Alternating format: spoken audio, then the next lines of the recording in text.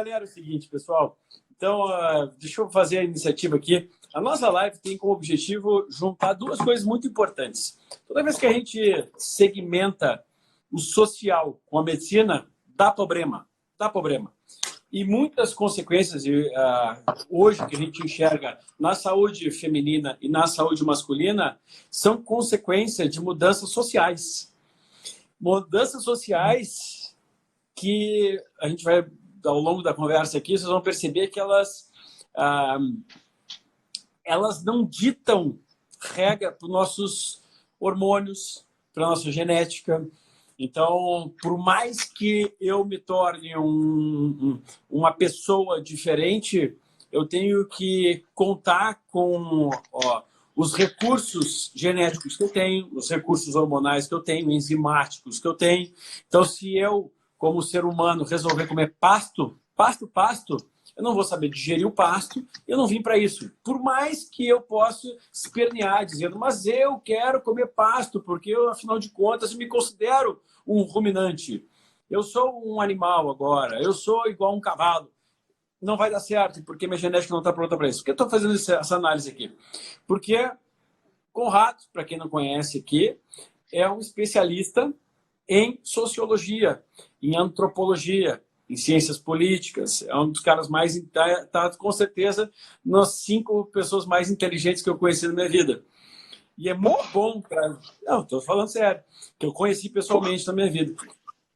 E é muito bom, então, contar com esse lado dele, que ele vem abordando um tema muito interessante sobre homens e mulheres, tá?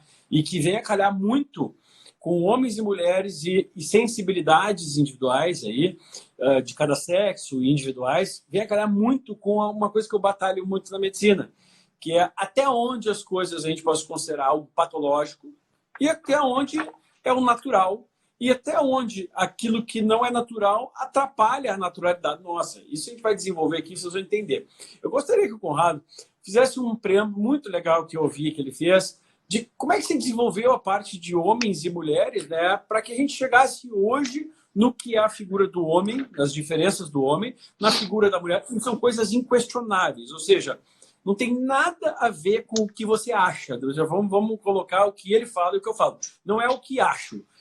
Nós vamos trazer fatos. E junto desses fatos, que o Conrado vai avaliar do ponto de vista de evolução da sociedade e de evolução do ser humano, eu vou colocar algumas nuances aqui que são muito importantes, que tem tudo a ver com a fisiologia, com o que o corpo está preparado para produzir e como que, então, os comportamentos diferentes que foram sendo desenvolvidos influenciaram no corpo e influenciaram no que a gente encontra hoje, que é um verdadeiro caos no masculino e no feminino, um caos na saúde mental das pessoas, o que a gente impõe de saúde mental das pessoas, e um caos na medicalização de absolutamente tudo. Tudo que é tipo de transtorno. Eu gostaria de ter nessa live aqui 5 horas, e fazer um evento para falar sobre isso, porque é fundamental vocês entenderem isso para poder se resolver. Sem depender do Vitor, dependendo mais do Conrado do que do Vitor, ou seja, dependendo mais do entendimento global do que de procurar sempre um médico que seja uma babá em vários aspectos. Conrado, por favor. Vitor, antes de mais nada, muito obrigado pelo carinho, cara. Eu quero agradecer sempre a tua generosidade comigo, como amigo, tá? Como médico, me cuidar do jeito que tu me cuida, tá? Eu só comecei nessa internet, aqui no Instagram, por tua causa. Tu falou, Conrado, continua, Conrado faz. Tu me indicava, as pessoas começaram a vir. Ali eu fui do 1 pro 2, do 2 pro 3, do 3 pro 4, do 4 pro 5, do 5 pro 6, e depois a coisa tomou forma e estamos aqui até hoje, né, cara? Depois das eleições também tu tem um papel muito forte, né, Vitor? Tu foi um cara que arriscou a própria pele. A gente vê quem é alfa, né? O cara que arrisca a sua própria pele pelo bando. É verdade, cara. E é isso que tu faz. Toda a tua vida sempre fez com essa tua generosidade, tá? Outra coisa, marca essa conversa quando tu quiser, porque a gente pode fazer durante lives quando tu quiser esse assunto, que eu acho que é esclarecedor para todo mundo. Até porque, Vitor, eu acho que o nosso grande objetivo aqui é que ninguém dependa de ninguém. Esse é o grande ponto que nós vamos fazer o fechamento daqui a 1 hora dessa live, que é toma para ti essa responsabilidade. O que o Vitor pediu para falar aqui é sobre a origem antropológica e biológica das funções sexuais, né, da função de cada sexo, né, nessa combinação, nessa cooperação sexual. O ser humano, cara, só existe porque a gente teve uma cooperação sexual. O sexo feminino cooperou com o sexo feminino, cada um na sua função, e a gente chegou até aqui. A gente já teve centenas de milhares de outros tipos de sociedades e elas pereceram. As que não tiveram apoio e cooperação sexual do homem e da mulher nos moldes tradicionais que a gente conhece, morreram, acabaram. Vou fazer só numa linha geral aqui. Quem quiser saber mais disso, vai lá no meu Instagram, lá, Fernando Conrado. Tem um monte de destaque do 1 ao 7 lá, assiste todos, que eu falo um por um, trago comprovação de um por um para a gente não perder tempo, tá? No início da humanidade, lá na savana africana, 300 mil anos atrás, nós tínhamos homens, que eram esses caras... Como é que a gente dava... Qual é o nosso grande objetivo aqui no planeta Terra? Cara, olha só, toda essa nossa conversa aqui, ela independe, não me entendam mal o que eu vou dizer, tá? Independe de Deus, independe de destino, independe de algo fora de ti. O que a gente tem que ter em consideração quando a gente analisa esse tipo de coisa é que a grande responsabilidade que a gente tem é pela nossa vida. Muitas vezes a gente acaba se atrapalhando no entendimento porque a gente busca ser responsável por coisas que não estão no nosso controle. A gente quer controlar coisas que não estão no nosso controle. Se eu quero ter uma satisfação melhor da minha vida, eu tenho que controlar a mim. Eu tenho que observar a mim. Então a gente veio para a face da Terra para duas coisas, tá? A primeira delas é sobreviver. Segunda, perpetuar a espécie. É todo mundo isso. Aí eu vou explicar para vocês um detalhe disso. Que esse bate-papo vai ser muito bom. Permanecer vivo é o primeiro. Permanecer vivo, então, sistema adrenal, cortisol, adrenalina, prioridade do nosso corpo. Glândulas adrenais que estão em cima dos nossos rins e que têm essa função primordial e que estão muito bem resguardadas, essas glândulas, justamente locais adequados para que nada chegue nela, para que seja muito difícil chegar nela. Prioridade. Segunda prioridade, perpetuar a espécie. Ou seja, o homem tendo uma boa produção de testosterona, e por isso o homem, a testosterona é viril, faz com que ele tenha vontade de acasalar, de transar, de ter relação com uma mulher, de procriar. E a mulher, tendo períodos que possibilitam isso, a mulher escolhe o homem que ela vai acasalar. E o homem quer acasalar naturalmente primitivamente com as fêmeas, assim como os animais o fazem. Então, esses sistemas hormonais são importantes. Toda vez que eu estou só na sobrevivência, um homem que está na sobrevivência, uma mulher que está na sobrevivência, ou seja, utilizando muito estresse. E hoje a sobrevivência, gente, é trabalhar demais, é ficar com medo de sair na rua, é o trânsito, tá? Isso é sobrevivência. Eu não preciso mais ter que caçar, colher. Eu não preciso mais disso. O meu estresse hoje não é fugir de um leão, é fugir do bandido na rua, é ultrapassar o trânsito, é as crises. Então, quando eu utilizo esse sistema, o macho que sobrevive, ele está acuado. Não é aquele que vai ficar no meio de uma guerra, ele não vai querer transar. Ele não quer acasalar, perpetuar a espécie. A fêmea, se ela tiver sob estresse, ela não tem o ciclo dela, ela não quer acasalar, ela está acuada. Isso hoje em dia, está trabalhando demais, está se estressando demais, perde a feminilidade, perde o ciclo menstrual e então perde essa capacidade de procriar e a vontade de procriar. Tu sabe que um ponto que tu falou aqui, eu sou de formação, eu sou advogado, cientista social, blá, blá, blá, mas a minha profissão atual, por enquanto, é fotógrafo.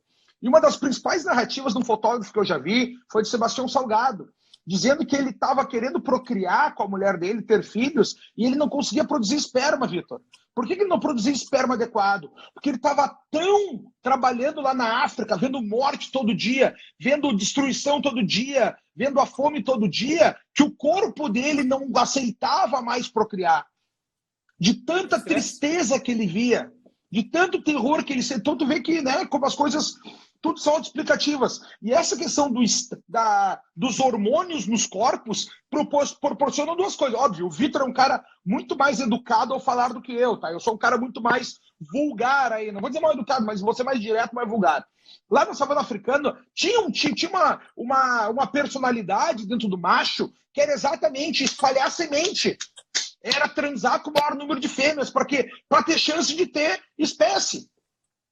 Já as fêmeas, o que a gente sabe delas? Que elas têm um desequilíbrio hormonal, né? De uma bomba hormonal que ela tem uma vez por mês dentro dela. E ela também tinha essa... porque toda vez que a mulher ficava grávida, ela estava sob risco de morte. Por quê? Porque ela fica mais fraca, ela fica mais pesada. Poxa, o Vitor pode falar melhor que eu, né? Ela fica mais lenta e os predadores destruíam ela mais. Para ela não ser destruída, ela começou a se aproximar dos homens. E esses homens que não tinham tanto hormônio dentro de si para ter essa coisa viril dentro deles, para ser mais inteligente, mais rápido, ter mais coragem de enfrentar, ser mais forte e ter mais coragem de enfrentar o inimigo, enfrentar a morte, enfrentar os desafios, faziam questão de ficar com essa fêmea do lado para ter certeza que do ventre dela sairia a prole dele. Então a gente começa a ter alguns tipos de comportamentos aqui. Um comportamento que a biologia determinou chamar de alfa, que é essa coisa da força, da inteligência e da coragem, e esse comportamento beta, que é esse que quer deixar a mulher do lado. Esse que quis deixar a mulher do lado, ele tinha que começar a afastar a chance dessa mulher querer um outro homem. Porque a mulher sempre quer um macho melhor para que ela tenha menos gasto de energia e mais chance de sobreviver. Então a mulher sempre quer o melhor macho possível para ela. Todo mundo quer o melhor parceiro possível, tá? No mercado sexual, nessas trocas, nas escolhas, a gente quer sempre o melhor parceiro. Então a mulher sempre quer o melhor parceiro. Só que o homem chega a um ponto que ele não consegue o melhor parceiro. E aí ele tem que ficar com essa mulher do lado. Que ele conseguiu reagir isso aí. Esse cara que era inseguro quanto o que saía da barriga da mulher, começou a ser o quê? Violento. Primeiro sentimento que se tem é o ciúmes. É esse cara afastando os outros machos que procriem com ela e sendo violento com essa fêmea para que ela não o trocasse por outros machos. Então a gente tem uma qualidade dentro dos machos que é essa coisa da virilidade, né? Que é a força, a inteligência e a coragem, e a gente tem essa outra parte, que é a insegurança e a violência. Então, tudo isso está dentro desse macho que começou a caminhar. Mas por que esse macho começou a se transformar? Porque quando a gente teve esse homem com essa mulher que tinha que ficar parado, porque antigamente não, o cara transava com as mulheres e a vida era toda nômade. Eles saíam andando e os bebês iam nascendo, as mulheres iam morrendo e assim eles iam pelo mundo. Lá na savana africana. Quando esse cara começa a ter que ficar com essa mulher do lado dele e a mulher se sujeita voluntariamente a ficar do lado desse macho, eles começam a ficar parados.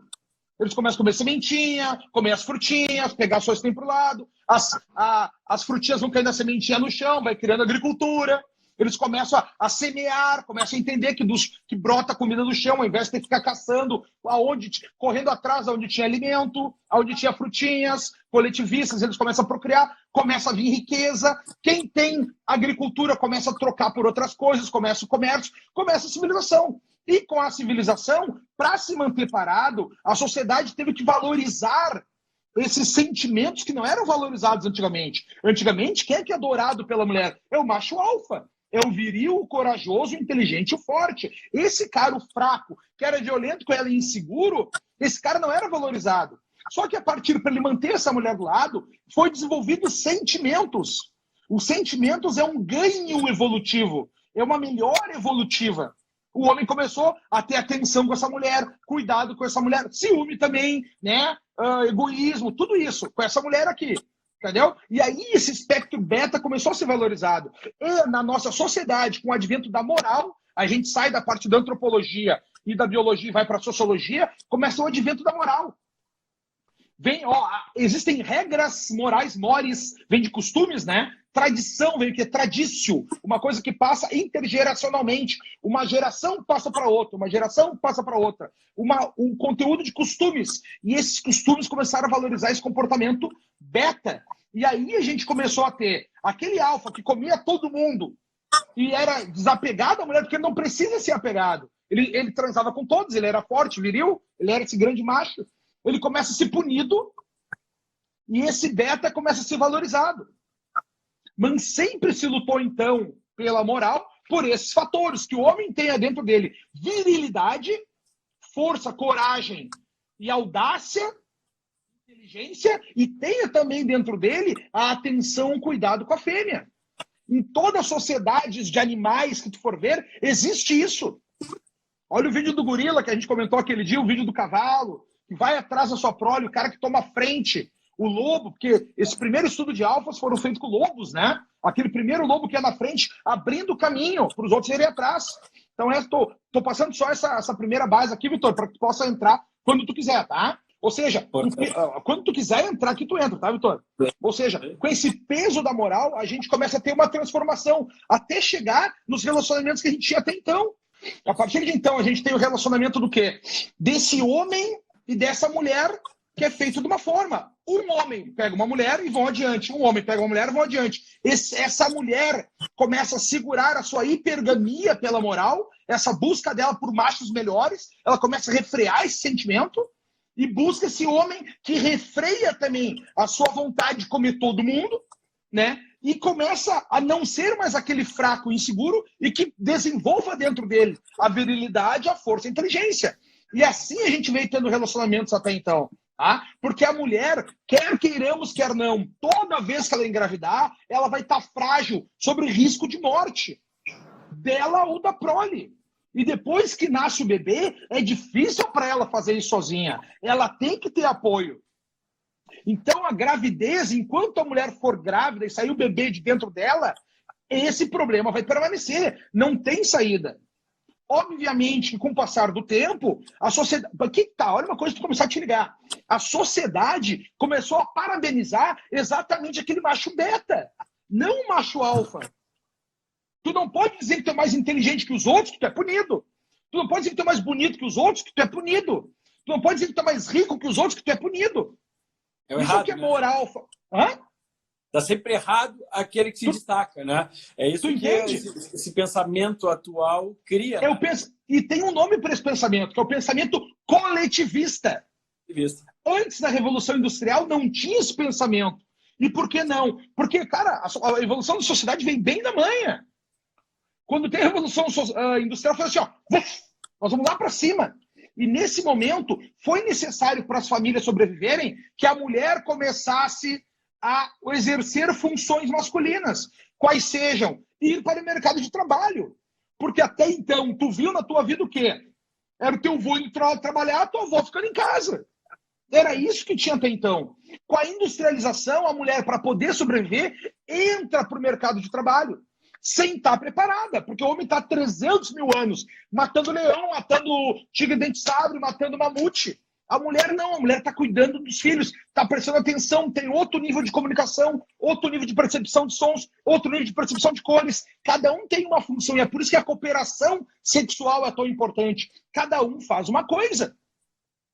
O que a gente tem com esse momento que a mulher entra no mercado no mercado de trabalho aqui, a gente começa a ter grandes explorações desses capitalistas. E aí vem Karl Marx. Óbvio, o sistema começou a pender para esse lado do capitalismo e teve terrores ali. Não foi bom. Veio um grande puxado para o lado da direita, do coletivismo. Não, nós temos que tirar o poder dessas pessoas ricas e ficar para nós entre pobres e trabalhadores, né? E nós temos que pegar o meio de produção. Ali começa o grande problema, puxada para a esquerda, que é o que a gente veio tendo até então. A partir disso, foi colocado na nossa cabeça que o rico, que o burguês, que o cara que tinha acesso, que desenvolveu o trabalho, esse cara era do mal.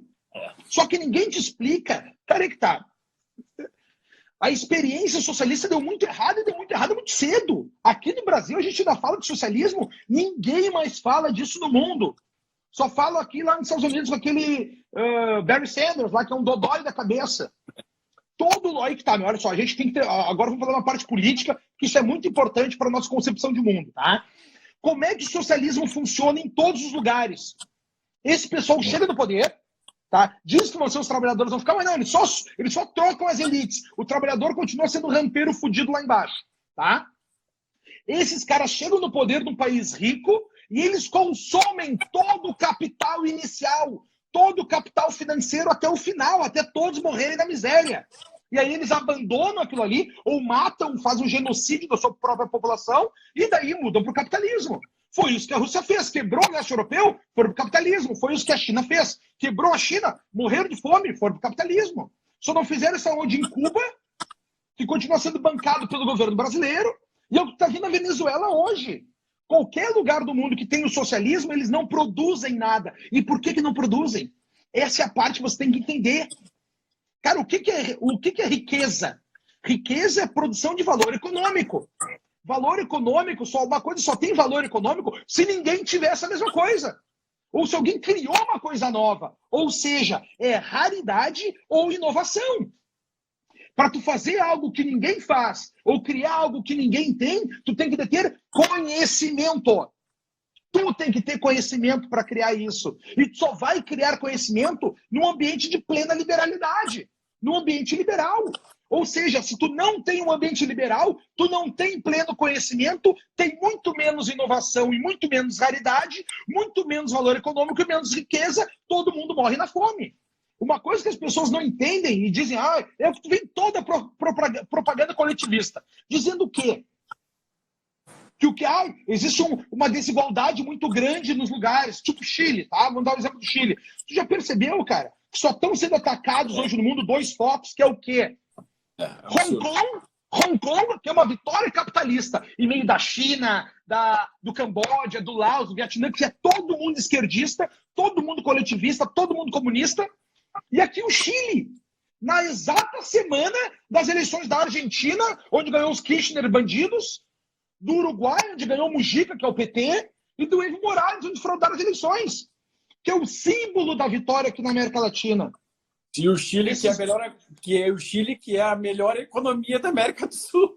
Que eu estou dizendo, são esses grandes símbolos. Não, Vitor, e aí a parte que eu quero falar sobre a questão de desigualdade social, tá? No Chile, até 1987, 6,5% da população vivia abaixo do nível da pobreza. O que é o nível da pobreza? É quem vive com menos de 1,9 dólares por dia. Tá? Se vive com menos de 60 dólares por dia, tu está abaixo do nível da pobreza. Onde no Chile tem uma desigualdade maior? Sim, mas sabe qual é a quantidade de pobres? 0,87. Uma coisa que as pessoas não entendem é que o problema não é desigualdade, o problema é a pobreza. O problema é as pessoas morrerem de fome. O problema é as pessoas não terem acesso à educação. O problema é as pessoas não terem acesso à saúde. Se o rico ficar mais rico, o que tu tem contra isso? Isso é um recalque mental. Mas o que é um problema muito sério hoje para a gente, né, Conrado? Porque criou-se uma narrativa no Brasil e isso prejudica a cabeça, a mentalidade das pessoas de que tá errado tu te desenvolver, tu tem que sempre pensar que o outro não pode mais do que tu. Tu pode estar... Se tá todo mundo na merda, tá todo mundo na merda. Mas se tiver um melhor, aquele melhor é o errado, né? Então eu preciso me preocupar muito mais que o outro. E mais, de que os problemas nunca são meus. Porque a mentalidade esquerda para dizer que... Pô, mas por que a Venezuela diz? Por que nós estamos na merda hoje? Porque os americanos cortaram o nosso mercado. Mas, cara, isso é implantado de uma forma... Cuba, porque os americanos cortaram o nosso mercado. Tá? Isso implanta de uma forma na mentalidade das pessoas que se metade da população tem um viés esquerdista, e é quase metade, porque isso aí se reflete nas eleições, essa metade vai estar predisposta a adoecer mentalmente, porque ela não consegue assumir um problema. Ela já foi implantada na cabeça dela que todo problema vem de outro. De quem? Do mais rico, do mais poderoso. Vitor, deixa eu falar uma coisa. Tu sabe que isso de tu querer o ódio ao rico tem um nome, é um complexo mental, uma doença mental. Complexo de Fourier. É o ódio ao rico. Porque o problema não é que o outro seja pobre, o problema é que o rico fique mais rico. Esse é o grande problema. As pessoas preferem que a gente não passe fome e um seja muito mais rico que o outro. Não, eles preferem a igualdade na miséria. Que todos morram de fome. Isso que tu fala, Vitor, da responsabilidade é sempre do outro, a gente começa a ver um nível tão degradante disso. É que tá, cara, o Shakespeare já dizia, né? Que eu já até peguei o livro do Hamlet aqui para ler para vocês. Que essa parte, ó. Uma desculpa admirável do homem devasso. responsabiliza uma estrela por sua devassidão, né? Ah, eu sou assim porque eu sou de Leão. É por isso que eu sou assim. Não, eu sou assim porque eu sou de Áries, eu sou muito brigão. Não, eu sou assim meio cabeça dura porque eu sou de Virgem. E a gente vai botando a culpa nas estrelas. E isso começa com o quê? Com um cara chamado Freud.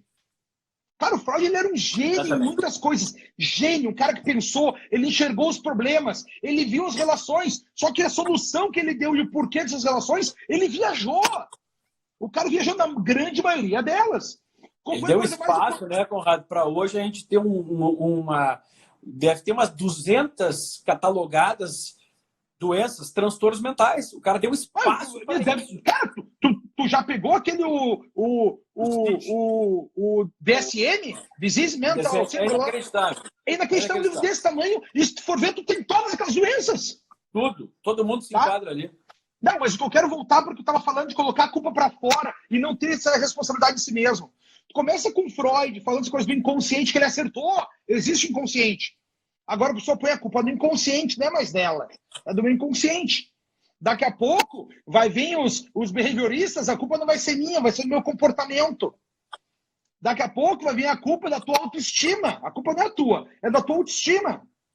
Daqui a pouco a gente foi para a culpa lá das suas ligações neuronais. Não, a culpa é dos meus neurônios, são mal feitos. E agora a culpa é da genética, Vitor. A culpa é cada vez mais dentro da pessoa em algo que tu não ataque. Chega a ser patético uma coisa dessa. E quando a gente sabe cientificamente de que a genética é responsável por mais ou menos 15, 20% daquilo que tu é, tudo aquilo que te transforma na vida. Ela determina em 15 a 20% um câncer, no máximo, uma doença autoimune, qualquer transtorno, doença crônica ao longo da nossa vida. E aí, olha o nível de doença que chega, né, Conrado? Tempo atrás eu postei sobre isso, sobre o câncer, sobre o quanto a gente tem que assumir ali outubro rosa e tudo mais. Está nas nossas mãos a transformação disso, não se para diagnosticar. Eu fui xingado por um tanto de pessoas, coitados de nós que desenvolvemos câncer. Eu nunca falei que não, coitado. Como é que tu diz que a responsabilidade é nossa em 80%? Eu falei, mas não sou eu que digo. É a ciência que diz. Agora eu preciso privar as pessoas da verdade, ou eu mesmo da verdade, porque isso machuca. Cara, mas se machuca, sai. Vai seguir outra pessoa que vai passar a mão na cabeça, amanhã tu desenvolve outra doença, tu padece de outro problema, porque o problema está aqui, ou a gente resolve ou assume. Isso, assim, ó, a gente traz o social, é aquela coisa, por isso que é tão bonita a coisa, o social combina com o fisiológico, com a biologia. Mas é óbvio! Mas, Vitor, o que me dói nas pessoas... Teve um dia desse, teve uma discussão aqui que eu falei, estou falando desse assunto aqui de valor sexual de mercado, né? E as pessoas foram levar para alguns terapeutas, psicólogos aí, blá, blá, blá. Aí deu. Tá, não, daí eles ficaram, não, o Conrado tá errado, o Conrado tá errado. Cara, as pessoas não entendem que uma hipótese não invalida a outra. Ciências são hipóteses verificáveis. Uma coisa não invalida a outra. Não é porque o Vitor falou que 85% dos cânceres são responsáveis pelos teus hábitos, que 15% não é genético. Mas qual é idiota que não enxerga isso? Mas me dói, Vitor, esse nível de idiotice. Porque a primeira coisa que tu falou aqui é a responsabilidade do Outubro Rosa tá nas nossas mãos. É exatamente isso. As pessoas não entendem que existe um cunho da espécie humana, um cunho social e um cunho individual. Nós somos esses três cunhos juntos. Esses três espectros estão dentro da gente, fazendo modificações. Só que uma coisa não invalida a outra. É obviamente que a gente mais quer é ser um coitadinho. Por que tu quer ter uma doença mental? Porque daí tu é um coitadinho. Ou um pedófilo. Vou falar algo bem chocante. Ou um pedófilo. Um filho de uma puta. Tinha que ser morto em praça pública, esquartejado. Na minha visão, eu sou muito grave em relação a isso. Mas eu também, para mim não tem outra. Olha como vai ficar pior. Agora estão dizendo que pedofilia é doença, tá? É uma doença. Se é doença, esse cara vai ter que ser tratado. Vai ter que ser tratado pelo SUS com o teu dinheiro, Vitor. Esse cara vai violentar as crianças e vai ser tratado com o dinheiro do pai das crianças. Mas vai pra puta que pariu. Nos cinemas agora tá o Coringa. Tá louco. Cara, o Coringa, ele matou o pai do Batman. Ele não pode ser tipo um doentezinho. Cara, tu quer fazer o Coringa doentezinho? Que a culpa não é dele, que ele foi maltratado, foi violentado, sofreu abuso quando era criança? Cria um outro personagem. Não quero pegar um personagem que é um símbolo para nós do mal, que deve ser combatido, e fazer ele virar do bem. É óbvio que as pessoas que têm transtornos mentais têm que ser tratado, têm que receber tratamento, têm que ter cuidado especial. É óbvio, ninguém está dizendo isso. Agora, não venha destruir um símbolo. E são esses símbolos que estão sendo destruídos, Vitor. Quando tu fala de sociedade, fala de homem e mulher e dos transtornos da vida hoje, a gente pode pensar na questão do feminismo. Quando eu falo feminismo aqui, pelo amor de Deus, eu não estou falando de emancipação feminina. Vamos deixar bem claros os conceitos. Uma coisa é emancipação feminina. A mulher que saiu do jugo daquele homem violento e inseguro. Ela saiu, ela teve direito ao voto, direito a receber dote, direito à partilha, poder ser o que ela quer, perseguir o que ela quer, poder ter acesso ao trabalho. Isso é tudo muito bonito. O problema é o feminismo, que é o efeito colateral da emancipação feminina. Se tu chama emancipação feminina de feminismo, tu tem que chamar o que eu chamo de feminismo, que é a mulher acima do homem.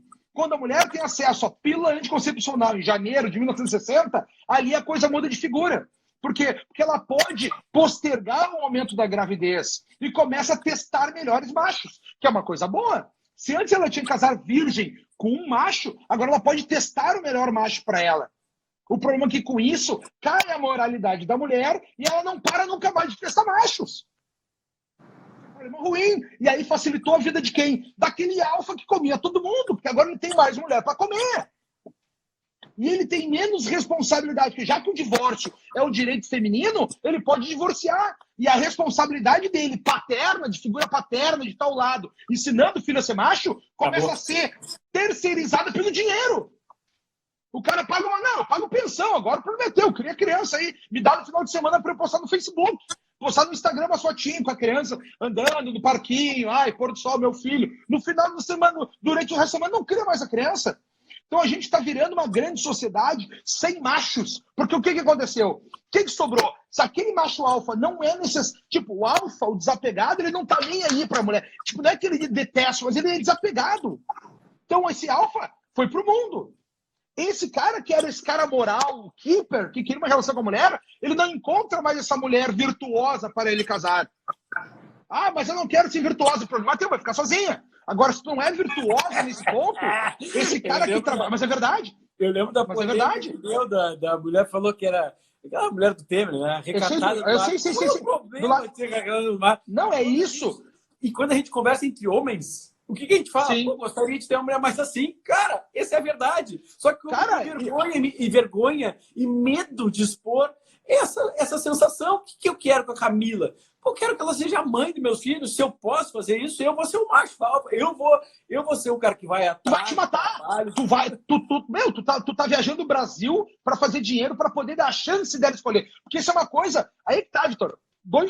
Eu vou voltar para os pontos que, óbvio, a gente quer que a mulher busque ser o que ela seja. Só que tem uma coisa. E agora a gente tem que falar duas coisas bem sérias aqui em relação eu vou só concluir aquele assunto ali. Quem foi que sobrou para a mulher, se ela não tem mais se esse keeper não quer mais essa mulher, esse alfa come e larga, sobrou quem? Aquele macho inseguro e violento. E aí ela tem a maioria dos relacionamentos com esses machos e aí sofre abusos. E aí sofre relacionamentos tóxicos. É óbvio que existe o relacionamento abusivo. É óbvio que existe o relacionamento tóxico. E isso se dá porque não tem mais esse macho para a mulher. Não, esse cara não quer mais relacionamento, a não ser que ele ainda ache uma virtuosa nesse sistema. Virtuosa para ele, pouco interessa se é bom ou ruim que eu estou dizendo aqui. O que eu quero que tu perceba é o seguinte, ó. Realidade é a realidade, né? Apesar a tua realidade interna não muda os fatos de uma realidade externa. Simplesmente assim. Eu não penso assim, tá bom. Não pensa assim, vai vir. O problema é teu. Que tu falou, é engraçado, né? Eu tenho amigas assim, não, mas eu sou desapegado, não sei o quê, porque eu é que escolho. Tá solteiro até agora, tem filho solteiro. Vai ficar sozinha. Cara, se vira assim, tá ok. Assim como o homem. Cara, são características que são imutáveis, né? Você tem o homem Vitor, e a mulher da sociedade. Vitor, o grande erro que a gente tem com a mulher hoje são uma coisa muito básicas. E aí vem, porque a grande entrega da mulher para o homem é segurança emocional. Toda mulher, o cara tem que dar segurança emocional. Esse cara achar o quê? Essa mulher não vai dar para ninguém, eu posso me dedicar ao trabalho. Se ela dizer pro... Ou seja, a mulher não sabe que para administrar um homem é muito simples. É só ela deixar esse homem entregar na sua vida o que ele foi criado para ser. É só ela deixar. Deixa o cara fazer. Deixa ele ser esse homem que ele foi criado para ser. Esse cara viril. Deixa. E usufrui das benesses. Por que tá? As pessoas não entendem uma coisa, cara. Num ambiente igualitário, esse é o paradoxo de Estocolmo, né? Qual é o paradoxo de Estocolmo? No ambiente igualitário, porque lá na Escandinávia é o lugar mais igualitário do mundo, o homem faz coisa de homem e mulher faz coisa de mulher. 96% dos engenheiros na Escandinávia são homens. 98% das enfermeiras na Escandinávia são mulheres. Porque o solve, o resolver, é um verbo masculino. O care, o cuidar, é um verbo feminino. Por que no Brasil tem muito mais engenheiras do que na Escandinávia? Porque aqui, não é que a mulher é mais inteligente, é diferente, não. A mulher teve que suprir uma função social masculina do trabalho para poder sustentar sua família. 55% dos lares brasileiros são compostos de mães solteiras, mulheres abandonadas e filhos sem pais. Isso é extremamente triste. Isso é extremamente triste. Então, o que a gente tem com isso? Que é uma parte pior ainda, se a gente for analisar. Tá, cara, o ponto principal disso. Quando a gente tem, voltando um pouco atrás ali, que isso é muito importante. Quando a gente tem, e é o porquê que a gente se fudeu nessa história. Quando a gente tem a criação da pílula anticoncepcional, as mulheres começaram, foi feita propaganda pelas aquelas feministas, as que não tinham ninguém, as que eram abandonadas, foi tido uma propaganda. O que é uma propaganda? Propaganda é quando, com uma ideia, tu quer modificar um comportamento. Isso é psicologia. Isso é terapia cognitivo-comportamental, que a televisão faz contigo todos os dias em rede nacional. Né? Depois a gente fala sobre isso, outro assunto. Quando a mulher entrou ali, a mulher achou que era a relação do homem com o sexo que dava poder a ele. Isso é o que o Foucault dizia. É o biopoder, é a relação sexual que se transforma numa relação de poder, uma relação de riqueza. Daí a mulher pôde transar. E a mulher começou a transar igual ao homem. Foucault estava certo. Era a relação sexual que é igual a relação de poder, que é a relação de esquerda. Uma relação de riqueza. Só que a relação sexual da mulher não é igual ao do homem. A mulher não foi feita para ter inúmeros parceiros. A mulher não quer o sexo para a mulher. O sexo para a mulher sempre vai ser uma violência, uma penetração, sempre vai ter risco de doenças. Então elas não entenderam, elas começaram a transar que nem homem, começaram a dar para todo mundo. E aí acabou, e essa merda é merda. Porque daí a mulher teve que entrar pro mercado de trabalho. E sabe qual é a coisa mais triste, Vitor? E mais, né, o Conde? Quando tu entra com uma pílula anticoncepcional e impõe isso, de um ponto de vista fisiológico, põe isso como algo que é necessário e essencial, afinal de contas, tu quer ter essa liberdade, tu acaba com a fisiologia hormonal da mulher. Então ela deixa de ser do jeito que ela é e hoje nem mesmo sabe como é ser mulher. Se a gente colocar aqui, ponto de vista hormonal, o que acontece, ela se torna menopausada quimicamente. Ou seja, ela deixa de produzir os hormônios dela porque ela está recebendo uma situação estável hormonal. Hoje em dia, a mulher, então, ela acredita. Imagina onde culminou isso aí. A mulher com níveis de cortisol elevados. Normalmente, mulher com nível de cortisol ativado, aumentado, é a mulher que vai produzir menos testosterona. Ela quer procriar menos. Junto disso, ela precisa do estresse, até porque ela tem muitas que estão criando filhos sozinhos e que tem que trabalhar, está no mercado de trabalho. Esse estresse para a mulher bate diferente do homem, não tem jeito. Por que o infarto que era, vamos pegar, antigamente era cada 50 homens uma mulher infartava, hoje está quase 1 para 1. O infarto era uma doença masculina. Por que o câncer hoje, de feminino, que é o câncer de mama, ela acontece hoje dos 20 aos 30, o homem está beneficiado. O homem foi beneficiado nessa história, porque ele continua tendo as doenças que ele sempre teve, na época que ele sempre teve. E por que, Vitor? Doença? Porque simplesmente a fisiologia não se muda. Porque a biologia não muda. Quem mudou foi a mulher. E aí uma coisa muito louca dizendo isso aqui, Vitor, que ninguém se questiona. E aí vamos ver para uma parte antropologia biológica e social, né? Por que a mulher entra na menopausa? Por que a natureza teria como escolha, como design cego. Uma coisa que a gente tem que entender na vida, cara, dentro da biologia, é a questão do design cego. O que é design cego? A gente não sabe como é que vai ser a evolução. A gente não sabe qual é o resultado. A gente não sabe que a natureza vai escolher como melhor. É o design cego. E por que nesse design cego foi escolhida a menopausa? Por que a mulher parou de... Pô, a gente quer mulher mulheres que possam gerar filhos, ter fertilidade. Por que tem menopausa? Para a mulher cumprir a função social de ajudar no cuidado com todas as proles. Para elas serem professoras, serem cuidadoras, fazer a manutenção enquanto os homens vão para a batalha. Essa é a grande luta. Cara, tem uma pesquisa que me chocou, Vitor, quando eu vi, eu não sabia, que é uma coisa que tu acabou de dizer agora.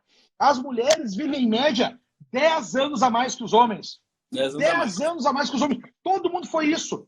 Daí...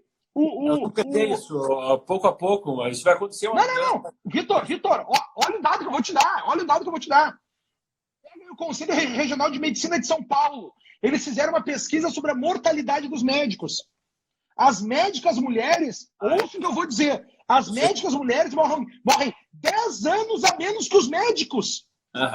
10 anos a menos que os médicos, não é 1 para 1, não é, tá, olha só, a mulher morreu 10 anos a mais, agora ela morre igual ao homem, não, é 10 anos a menos, porque ela não está preparada para esse nível de estresse, não está preparada. E não é nem o preparo, né, só para... Não é o preparo de, mas então nós somos menos, não é. Vocês são mulheres, os homens são homens, vocês produzem outros tipos de hormônios que os homens. E quando ainda estão em uso de anticoncepcional, que é a grande maioria, eu tenho anticoncepcional, uma diminuição da absorção de B12 e ácido fólico. Já me ferrei, cognição vai para o espaço. Mais risco de doença cardiovascular, mais risco de câncer. Eu tenho hormônios estáveis. Não existe no hormônio esses hormônios estáveis. Tenho mais risco de depressão e ansiedade, que são transtornos, entre aspas, porque isso não é transtorno, isso é um sintoma femininos, eminentemente femininos. A cada 10 mulheres que sentam na minha frente, eu perguntar a ansiedade, 11 vão dizer que são ansiosos. Cada 10 homens, o homem não tem a histeria e a ansiedade. O que ele tem? O estresse. O estresse por quê? Porque o estresse é porrada. São características diferentes. Não adianta, isso é imutável, porque isso é hormonal. A mulher não vai conseguir produzir hormônios como o homem e o homem não vai produzir hormônios quanto a mulher. Ele não consegue ser submetido ao nível de estresse feminino, tal como as mulheres não. Então tá tudo virado. Essa evolução toda, cara, eu considero uma involução. Tá, mas é que tá. Não, desculpa, não. Isso aí não é uma evolução.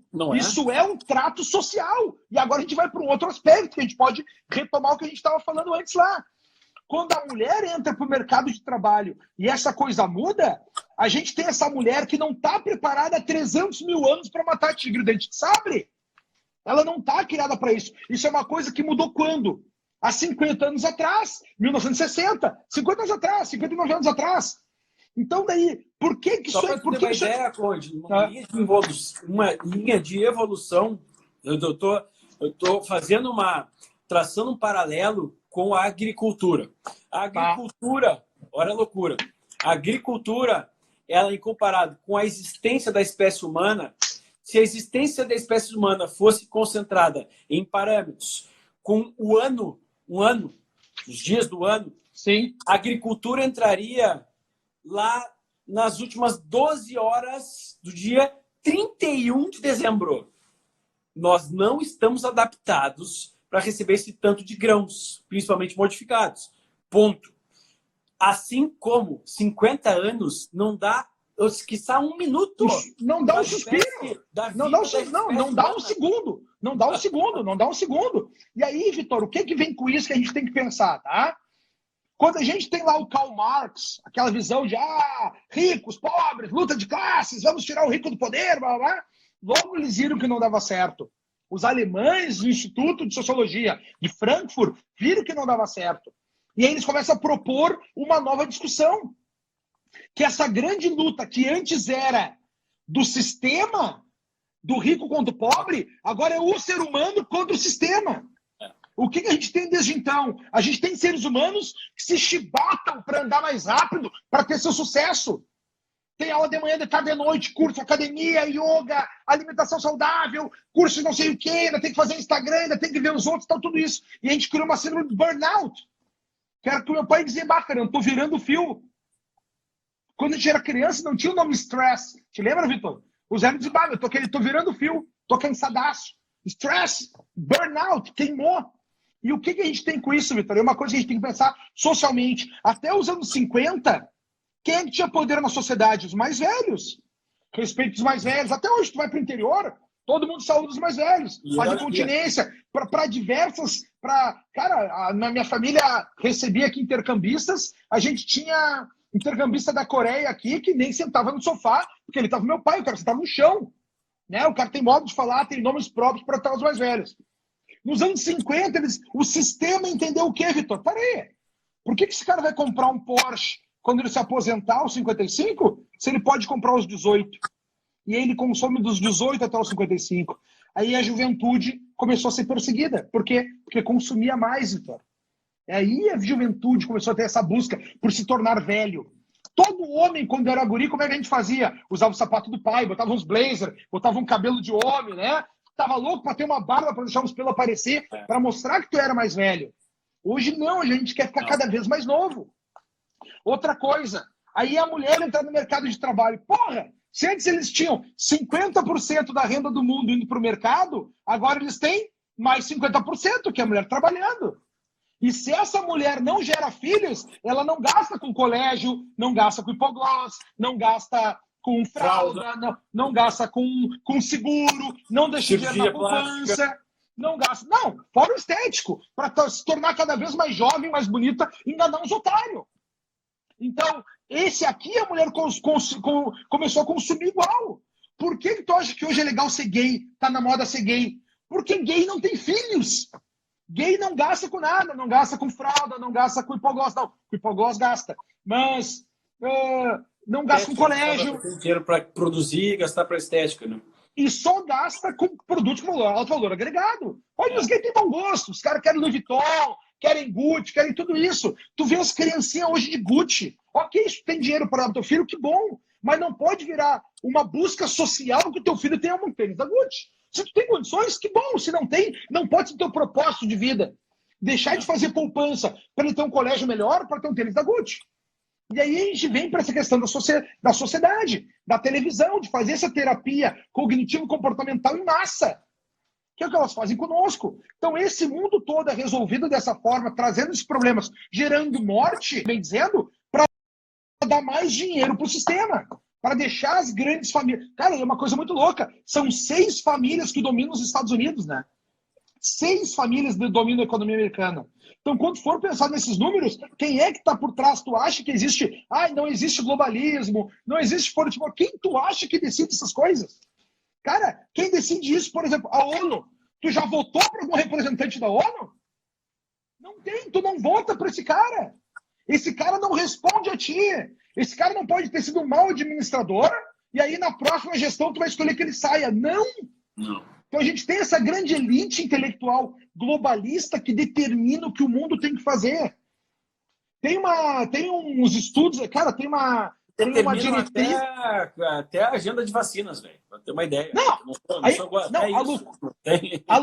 A loucura dessa coisa, Vitor, tem uma matéria que eu vou te passar depois, aí um complemento de uma rodada de decisões em 1989 na China, Beijing, da ONU, da Unesco, que é o órgão da ONU para cultura, estudo, blá, blá, blá, determinando como seriam os próximos 30 anos, que é hoje, 2019. Daí tu olha lá, é tudo que tu tá vendo. E um pouquinho pior que eles não conseguiram. Eles queriam ter um currículo escolar oficial para todo mundo.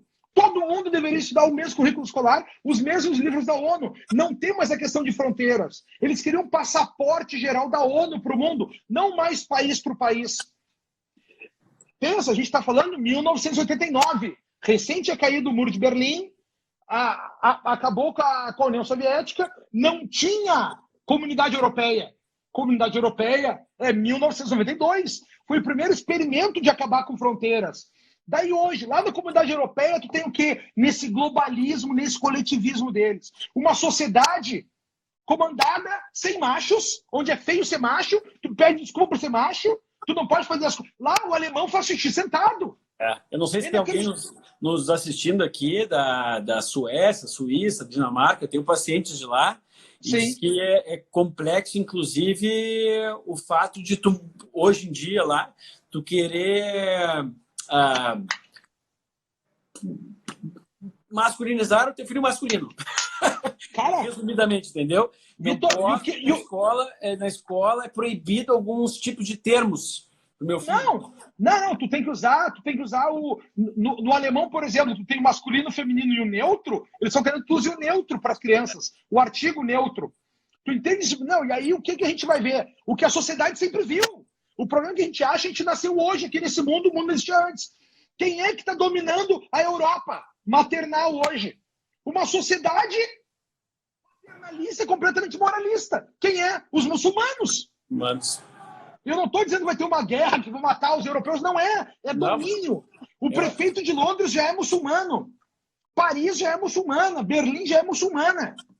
Então eles vão tomar conta. Por quê? Porque eles produzem mais, eles têm mais filhos, eles têm mais machos, macho é macho, e macho domina os outros.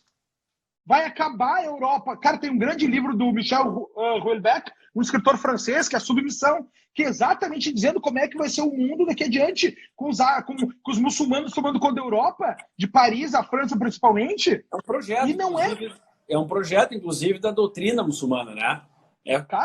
Povoar o mundo, né? Mas a catequese é isso, né? A catequese é isso, né? A catequese é isso. Tu quer, que tá. Por isso que o comunismo é um banditismo também, porque eles querem estar no mundo todo. A gente tem Quais são as piores expressões do coletivismo que a gente teve no século XX? O nazismo, que matou 16 milhões de pessoas, tá? Num projeto de ter a Alemanha como país principal, mas coletivista, e o outro é o socialismo, que matou 72 milhões de pessoas. 5 vezes mais do que matou o nazismo. E ali eles não querem só o país, a União Soviética, era botar o comunismo, o socialismo pelo mundo. Tá? Então esses dois projetos coletivistas fuderam nossas vidas. E aí, como a gente teve essa experiência coletivista da Alemanha nacionalista, a ONU quis acabar com o nacionalismo. Então, hoje em dia, aqui no Brasil, quando tem um presidente igual o nosso, que fala que quer preservar fronteiras, que a Amazônia é nossa. Os Estados Unidos quer levantar o muro lá. Cara, que querem lutar. Proteger aí é que tá. Vitor, legal dos outros, quer dizer... Vitor, qual é o problema que a gente tem? A política está mudando completamente. O mainstream, que era essa corrente principal do mundo, trafegada. Cara, tem uma frase de George Orwell, cara que escreveu 1984, vale a pena todo mundo ler, que ele diz o seguinte, ó: a mídia, a massa compra a marca compra a mídia domina a massa. Tá? A mídia domina a massa, a televisão dominava a massa. Quando é que o mundo... E aí a televisão tem uma coisa que sempre quis botar em ti: conformidade social. Tu sempre quer ser aceito pelo teu grupo social. E a televisão te transmitia informações que, mesmo que fosse mentira, tu não discutia, porque tu tinha que te conformar socialmente. Quando é que o mundo mudou, cara? Quando inventaram o celular. Com o iPhone. Com o iPhone não, mas qualquer um que a gente pode transmitir. Quando todo mundo começou a falar e expor, isso aí tá errado, isso aí tá errado. Quando todo mundo falou que estava errado e o outro viu que estava errado, a gente parou de acreditar naquilo. A televisão acabou, Vitor. A televisão acabou. As pessoas, têm 1.600 pessoas nos assistindo, quase 11 da noite de terça-feira, 2 caras conversando, o assunto completamente fora da pauta da televisão, por interesse. Essa é a parte mais importante. E aí tu vê principais países do mundo saindo novamente da esquerda e puxando um ajuste para esse lado. Como teve lá com Karl Marx, puxando um ajuste da extrema-direita, do extremo liberalismo, né, que não funcionou, puxando para o meio. A gente tem que achar esse ajuste. Demorou 200 anos, mas está acontecendo. E aí tu tem países como Holanda, Inglaterra, Canadá, que vai estar mudando para a gente, Canadá, Estados Unidos, Brasil, saindo, Hungria, vamos falar 500 aqui, né? Áustria. Esse é o efeito descrito que acontece na medicina também, mas o efeito descrito do pêndulo, né? Tudo é pendular. O que vai para um extremo de outro lado, tendência a puxar para o meio, só que desse meio ele não fica no meio. O que acontece no Brasil? Ele vai para o extremo do outro lado. E esse aí é o ciclo do tempo, que acontece o tempo todo. É o ciclo sem fim, né, cara? É o ciclo sem fim. O bom, Vitor, que eu acho que a gente está fazendo um grande papel social aqui, já de responder. E a gente volta para a primeira pergunta que tu fez. O que a gente quer? Eu não quero que ninguém pense igual a mim. Eu quero ter certeza de ti mesmo, tenha conhecimento e tome melhores decisões. Porque tô aí que tá, o mundo todo falando, você não pode julgar é feio. Foda-se, julgar é a melhor coisa. Inteligência é exatamente tu julgar rápido. Inteligência é capacidade de resolver problemas. Quanto mais inteligente tu é, melhor tu julgue sem erro. Tu não tem erro de evaluation. Tu não erra a tua avaliação. Por quê? Porque tu entendeu. Tem duas formas. Tem uma forma. Como é que se constrói conhecimento? Tem duas bases. Uma delas é a base empírica, baseada na tua prática, que Aristóteles chamava de prudência, e a gente tem o conhecimento científico, formal, baseado nos livros, que Aristóteles chamava de sapiência. São esses dois conhecimentos dentro de ti, com a tua retidão moral, que vai fazer o balizamento para tu bem julgar. E é bem julgando que tu vai ter toda a chance de ter parceiros de negócios que vão te chamar para te largar num ambiente liberal, para que tu possa criar inovação e raridade e gerar riqueza. É tão isso, coição. E é tão imbecil esse negócio do julgamento, né, cara? Porque a gente precisa julgar o tempo todo. Eu preciso julgar uma pessoa na rua, eu devo julgar, porque mesmo que eu esteja me excedendo no julgamento, eu me protejo. Eu preciso julgar na medicina quem é o paciente que eu acho que não vai seguir a minha orientação, porque eu posso... Não deu tempo de finalizar aí com vocês. Mas vamos tentar ser mais breve agora aqui. Mas é muita gente assistindo aqui. E impressionantemente a essa hora, sem a gente avisar, sem nada, 1.600 pessoas, é que o papo está muito bom. E justamente eu sabia que esse papo ia estar muito bom. A gente combinou, eu com o Radva, vamos meter bronca, porque o mundo precisa ouvir um pouco mais dessas coisas aqui. Que coisa, né, Vitor? Tu falou, vou falar de 5 horas para falar desse assunto, não para, né, cara? Não para. Vitor, parabéns pela tua audiência, de estar todo mundo nesse horário da noite querendo assistir esses. Olha, já tem 1.300 pessoas de novo aí, ó. É incrível, né, cara? São assuntos muito bons, né, cara? E assuntos importantes, porque é aquilo que a gente fala, assim, por mais que... sabe que aquele vídeo do gorila que tu postou? Deixa eu te dizer. Tem um ator que eu conheço ele. É um ator conhecido global aí e tal. E o cara postou o vídeo falando exatamente a mesma coisa que tu falou. Tal, porque ele tinha postado uma foto com o filho dele antes e tal. Aí, cara, o que aconteceu? Foi julgado tudo que é lado, faz parte. Eu tenho direito de julgar, não tenho direito de te xingar por causa disso. Aí que tá o limite que o brasileiro não entende. Não, mas o julgamento... Peraí, eu tô julgando para mim, querido. Eu tô julgando para mim, que eu acho que tu não é uma pessoa confiável. Eu tenho esse direito. Agora, quando eu julgo e saio falando assim, tu não é confiável. Não, aí eu passei meu direito, porque eu tô desrespeitando. O julgamento não me dá direito de desrespeitar. E nem de achar alguma coisa e te falar, se eu não tenho direito de falar. Tu não me convidou para falar. Essa abertura eu não tenho. Ou então aceita porrada de volta. Mas daí é agressão. É assim, né? Porque eu tive eu tive vários médicos nutricionistas que pegavam minhas coisas e distorciam o que eu falava para criar um negócio. Aí eu falava assim, parei, tá errado o que tá fazendo. Não, mas eu tenho o direito. Não de distorcer as minhas coisas, tu tá ultrapassando o teu direito. E de julgar aquilo que eu tô querendo fazer, eu tô querendo ajudar pessoas. Aí o cara, não, porque tu tá sendo assim. Cara, aí, bom, quem me conhece de perto, né, eu posso dizer para vocês, eu não tenho vergonha de dizer isso. As pessoas, mas Vitor, violência, cara, com homem sempre foi para mim. Ou resolve, não tem papinho com homem, cara. A minha solução, e meu pai sempre mencionou isso desde criança, não é ser violento. Vitor, e entre homens a gente não fica... Não tem isso. Geralmente a gente resolve brigando, lutando. Não briga. Eu não quero não briga, mas se brigar, bate. Eu quero que tu aprenda a se defender, porque normalmente o homem, cara, não tem muito papo, tá bom. Então, alguns... na medicina, meu pai é. E eu sou conhecido também na minha área da medicina também, porque eu não levo desaforo, cara. Quando é de mulher, eu tenho que levar, eu bloco 13. No máximo, uma que outra, eu falo assim, cara, eu vou machucar um pouquinho, porque tá me machucando. Ela tá tentando me machucar, me xingando, e eu lanço assim, capivara, e desligo. Cara, acaba com a pessoa. Capivara, entendeu? Capivara, Nossa, tipo, se as né? pessoas soubessem que tu é assim, eu vou printar. Printa, não tem problema nenhum. Sou assim. Me xingou, vai levar de volta. Ah, mas dá o outro lado. Eu tô dando o outro lado aqui, mas eu tô levando teu lixo. Teu lixo emocional fica para ti mesmo. Aí se detona a pessoa. Mas na medicina, cara, me conhecem também, você, pô, tu foi lá e mandou o cara que quer encontrar o cara.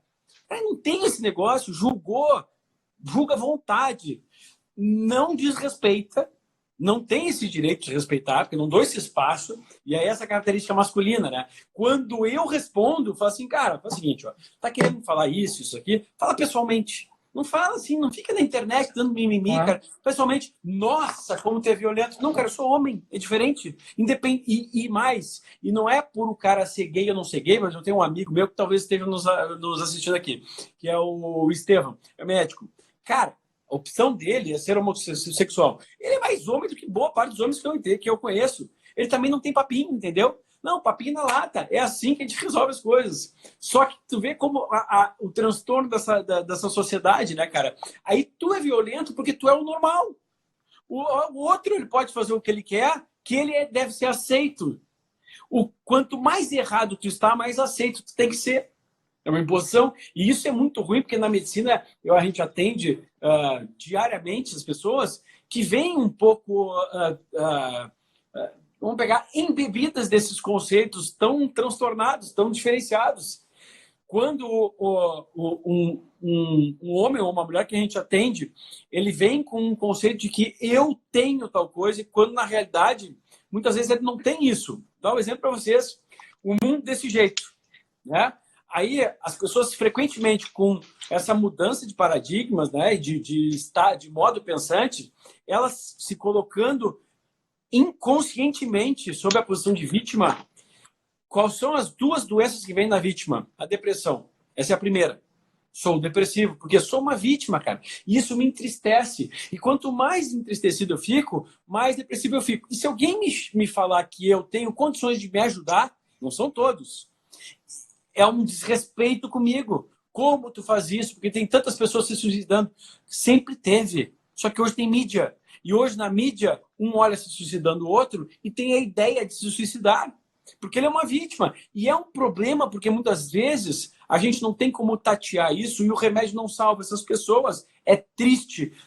Não é tentando só responsabilizá-las que a gente vai resolver, mas faz parte do processo de cura de um depressivo, de alguém, responsabilizá-lo também no momento oportuno. Porque senão você vai ficar dependente a vida inteira de um modo de pensar em que, cuidado, não passe do limite comigo porque eu posso me deprimir. Não passe desse limite comigo porque... E não é esse o caminho, né? Esse é o caminho que encontra sempre um amparo na medicina atual, porque a medicina atual ela ampara qualquer tipo de transtorno no medicamento. Ah, eu tô com gastrite, toma omeprazol porque tu tem gastrite. Não, cara, tu tá comendo errado. Tu tá comendo errado, é por isso que tem gastrite. Ah, eu tenho sintomas depressivos. Grande parte das pessoas tem sintomas. É a tristeza. É a menina que vem comigo com 18 anos e que desde os 15 anos toma antidepressivo. Sabe por quê? Porque acabou o namoro. Eu olho para a mãe e falo, peraí, acabou o namoro e virou outra depressiva? Não, eu tenho medo de suicídio. E tem que ter medo de suicídio. Por quê? Porque ela está envolta no universo tão doentio que ela está olhando na internet ideias de suicidas e tal. Porque a vitimização, né, cara? A vitimização virou um remédio. E um remédio que encontra as pessoas... Virou um business, né? Virou um business, né? Um business, né, cara? Porque é bonito ser mais triste, tá com um problema, e o problema dessa problematização virou uma novela, né, cara? E uma novela que as pessoas gostam de expor. Tanto é que, se tu olhar nos meus comentários, muita gente assim, como eu estou sofrendo disso. Cara, ninguém quer saber disso, velho. Isso aí tu fala dentro de um consultório, ou com as pessoas tão próximas. Para quem expor isso aos outros? Como estou sofrendo? Não faz sentido, não vai resolver nunca. Né? Vitor, tu sabe, isso aí começa com essa questão, exatamente, tu falou da idealização, né, da romantização. Isso aí começa com o livro do Goethe, que para mim é o maior gênio da literatura que a gente tem, num livro chamado O Sofrimento do Jovem Werther. Quando ele tem o livro do Werther, ali que a Charlotte larga o Werther se mata, né? Foi a maior onda de suicídio da Europa. E aí eu quero voltar pelos pontos que tu tratou aqui. Esse ator, ele falou, é o Juliano Casarrera. Tipo, hoje até, olha só como a gente tá de pensamento nós homens falando sobre isso, né? Esse vídeo que ele postou ontem, deixa eu só tirar aqui, ó. Não sei se vocês estão me ouvindo bem, eu vou tirar o fone. Acho que Tô ouvindo bem. Tu me ouve bem? Ouvi bem antes também. Tá. Então, assim, ó, o Juliano postou aquele vídeo do gorila e casualmente eu tinha postado também no mesmo dia ali, óbvio, depois dele, tal. E fiz um texto com os negócios. Dele deu um transtorno total. Hoje ele postou uma foto do filho dele e postou o mesmo poema que eu postei de manhã, que é o poema aquele C, né, do Rudyard Kipling. Ele postou o mesmo poema lá dele. Por quê? Porque isso aí são coisas que estão em nós, de criar esse macho. Conrado, o cara te copiou. Não copiou, isso tá geral em nós. Esse pensamento. E aí, um ponto que tu traz aqui, Vitor, principal, é uma grande questão filosófica e até do direito, é a questão do crime de opinião, né? No Brasil, a gente tem os crimes que é injúria, calúnia e difamação. Existe o crime de opinião. Lá nos Estados Unidos, não existe o crime de opinião. Lá tu pode falar o que tu quiser, mas tu também está a risco de ser processado. Entendeu? Então, essa é a grande coisa que existe lá. Outras coisas que tu falaste aqui em questão da vitimização. O que a gente começa a ver quando começa a acontecer isso aí no feminismo, e aí ele é replicado para todas as outras ditas minorias, é uma coisa. Os meus anseios passam a ser entendidos como direitos universais e os teus anseios passam a ser entendidos como uma violência, um abuso ao meu direito universal. Então, isso que todas as minorias começam a pegar para si. O anseio da minoria quer que seja tratado como um direito universal e qualquer ameaça a esse anseio, ou seja, o teu anseio frente ao meu, o teu é violento. E aí a gente passa até por essa questão do Enem, para essa questão do acesso à arte, que é o seguinte, ó, eles estavam discutindo até então, o acesso à arte, pode ou não pode? Isso o governo comete censuras. Antigamente, quando era a esquerda que escolhia o que mostrar num museu, numa obra, numa exposição, numa instalação, numa bienal, era curadoria. Eles escolhiam o que iam mostrar. Quando eu escolho, é censura. Quando escolhe, quando é o teu anseio, é um direito universal. Quando é o meu, é uma violência. Quando tu escolhe a curadoria, quando eu faço, é censura. Para aí! Não é assim que funciona a coisa. E aí, qual é o problema da vítima que a gente tem nesse nosso sistema aqui, cara? Que a vítima, coitada, óbvio, mas muitas vezes é aquele macho que não pode ser transformado no espectro alfa. Ele teve que ficar arraigado naquele espectro beta e não pôde ser o que ele nasceu para ser. E aí ele vive numa tristeza, numa depressão, que é o peso de não ser o que ele nasceu para ser. É o peso de não conseguir fazer isso. E aí, até hoje, cara, a gente não sabe o poder que a gente tem na mão, né, Vitor? Hoje teve um cara lá no meu Instagram, até postei ali, falei, quando vocês passarem esse pensamento na cabeça, liga para o Centro de Valorização da Vida, 188. O cara mandou uma mensagem, Conrado, eu ia me suicidar, acabei de ver esse teu vídeo aqui e me segurei. Falei, cara, liga agora para o Centro de Valorização da Vida, busca auxílio profissional. Porque Conrado, eu não me suicidei e tentei entender isso quando tu falou que eu tenho que jogar com as cartas que me foram dadas, que eu tenho que buscar a responsabilidade dos meus atos no lugar que tem. Porque o que a gente acaba hoje, as pessoas não querem ter a vida que tem. Tu já viu, cara, tem essa parte da medicina aí, que fala da autoestima, o eu verdadeiro, o salvo verdadeiro, né? Mas que autoestima tu tem que ter se tu é um bunda mole? Que autoestima tu tem que ter se tu é um burro? Doutor, tem um problema de autoestima. Não, tu não tem problema de autoestima, tu é burro mesmo. O cara vai... né? Ninguém fala que tem problema de bom senso. Todo mundo acha que tem bom senso no nível adequado. Tu não vê ninguém chegando no médico dizendo, doutor, tô com problema, acho que eu tenho pouco bom senso. Ninguém diz isso, a não ser o cara com muito bom senso, que consegue ver que ele está sendo intolerante além do limite. É isso que eu falo. Ninguém reclama. E eu falo isso, eu converso isso livremente em consulta com ela, para ter uma ideia. Livremente em consulta. O grau, graças a Deus, das pessoas que eu atendo hoje, com essas plenas capacidades mentais, que eu acho que deveria ser uma coisa meio relativamente básica, né, cara? A gente pensa ser algo básico, né, cara? O que se torna extremamente incomum hoje. Mas, Vitor, é que a gente tem um problema grande na humanidade, que é achar, gostar e falar dessa masturbação intelectual, filosófica, todo ser humano sabe o que é certo e errado. Quem discute essas coisas, isso é cara que tem faculdade. O ser humano normal, todo mundo sabe que é certo e errado. Sabe que é errado tu abandonar a mulher. Sabe que é errado tu trair teu marido. Sabe que é errado tu não cuidar dos teus filhos. Sabe que é errado tu não dar atenção à tua prole. Sabe que é errado não trabalhar. Sabe que é errado ser vagabundo. Sabe que é errado não respeitar o outro. Sabe que é errado apontar o dedo na cara do outro sem ter fundamento. Sabe que é errado mentir. Mas hoje em dia isso aí, né, Conrado? Isso aí é a relativização do errado e do certo, que nos traz tantos problemas em sociedade, porque todo errado ele tem uma explicação hoje em dia, tá entendendo? Eu vou te dar um exemplo, assim, trazer de novo de comportamento mental. Eu fui diagnosticado com déficit de atenção pelos maiores especialistas do Brasil. Cara, eu não me conformei com aquilo ali. Eu falei, cara, tem alguma coisa errada. Sabe? Não é possível que eu seja com déficit de atenção se eu sempre passei, nunca rodei numa matéria sequer na minha vida. Tem alguma coisa que está errada. Me mediquei durante um tempo. Quando me enfiaram 3 remédios tarja preta, eu falei, não, tô fora. Tá? Se eu vivesse no mundo atual e eu fosse um Vitor nascido nessa geração, eu ia adorar tomar esses 3 remédios. Eu ia adorar dizer para todo mundo de que eu tenho déficit de atenção e eu tenho problema. E por isso ninguém tem direito a me cobrar mais, porque não tem esse direito. E eu não caio numa consciência nunca. E quando eu mudei, e eu conto isso, Conrado, e quando eu posto de que eu definitivamente eu acredito muito pouco nessa condição de déficit de atenção, eu acredito que seja muito mais um sintoma de uma vida desajustada, seja por falta de exercício, por falta de alimentação, por falta de uma série de coisas, até de falta de atenção dos pais com os filhos, né? Porque geralmente na infância eu sou achacado pelos pais. É como se fosse assim, por que você não viu a melhora do meu filho? Eu faço assim, dá cocaína para alguém que está com sono, não vai acordar?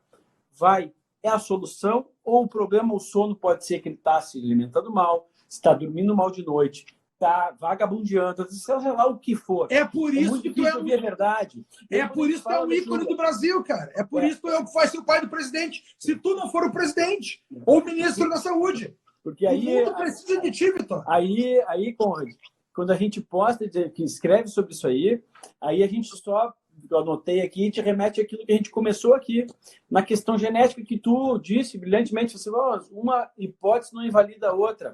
Eu estou colocando que a ampla maioria das pessoas não tem esse problema.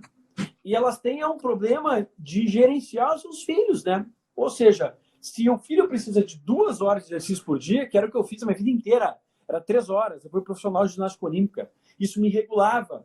Então eu nunca tive esse problema. Eu tive o problema quando eu deixei de me exercitar e minha comida era muito ruim. E eu tive que recapitular isso e hoje entender isso. Mas aí a gente vem com a problemática da sociedade. Mas como que eu vou ter condição de levar meu filho para fazer 2 horas por dia de exercício? Mas, querido, teu filho não pediu para nascer teu filho. Essa é a verdade. Então, ou dá um jeito naquilo que ele precisa, ou não fala que ele tem uma doença ou um transtorno. Ou faz ele brincar em casa, né, Vitor? A gente brincar em casa, a vida toda. Ou dá atenção. Desculpa, foda-se, né? Não tem. A culpa não é daquele. Se antigamente, na nossa infância, Conrado, tu lembra de alguém que tinha depressão na tua idade? Alguém que tinha déficit de atenção na idade? Cara,